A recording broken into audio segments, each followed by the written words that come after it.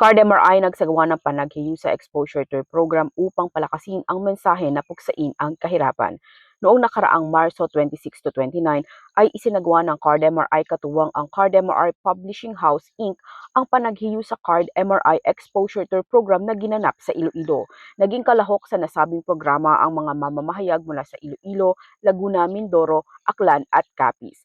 Ayon kay Mr. Jeffrey Tandingan, manager ng CardMRI Publishing House Inc., layunin ng paglalakbay na ipakilala ang mga serbisyo at advokasya ng CardMRI. Yung panaghiusa po ay parang lagi na lang ito po ay patuloy pong ginagawa ng CardMRI upang mapalakas po ng CardMRI at ng buong industriya ng microfinance, microinsurance, yung mensahe po nito na poverty eradication. Kami po ay nag-ooperate hindi para kumita, kundi para matulungan yung pamilyang Pilipino na maitaas yung antas ng pamumuhay po nila, hindi lang po sa kaperahan, kundi maitaas po yung antas ng kakayahan nila bilang mga individual, magkaroon po ng mas magandang access sa kalusugan, sa edukasyon. Yun po yung pinakalayunin po ng panaghiwisa. Binagyan diin ni Tandingan na ang microfinance ay hindi lamang tungkol sa pagpapahiram, kundi isang paraan ng pag-unlad ng lipunan na naglalayong wakasan ng kahirapan sa pamamagitan ng iba't ibang programa. Idinagdag pa nito na hindi lamang sa pananalapi tutulungan ang mga individual, kundi pati na rin sa pagkuha ng akses sa kalusugan at edukasyon. Sa unang araw ng paglalakbay ng grupo ay binisita nila ang Cardbank Inc. Favia Center. Dito ay nasaksihan nila ang ginagawang lingguhang pagpupulong ng mga kliyente.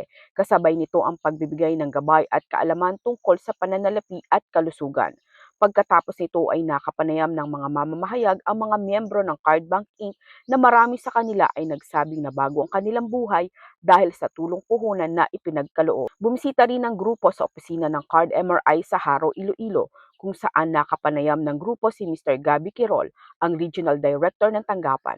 Ayon kay Mr. Quirol, layunin ng CardMRI na puksain ang kahirapan, katuwang sila ng komunidad upang maisaayos ang pamumuhay ng mga ito. Nabanggit din ito na mayroon silang 97% repayment rate sa lugar at may mga programa sila upang tulungan ng mga miyembro na makabayad muli ng walang pressure. Sa ikalawang araw ng Exposure Tour program kasama ang IHOS Tour, isang institusyon sa ilalim ng CardMRI, ay nagsagawa ng city tour kung saan binisita ang mga makasaysayang lugar ng lungsod at tinikman ang mga masarap na putahe o delicacy na pinagmamalaki ng Iloilo.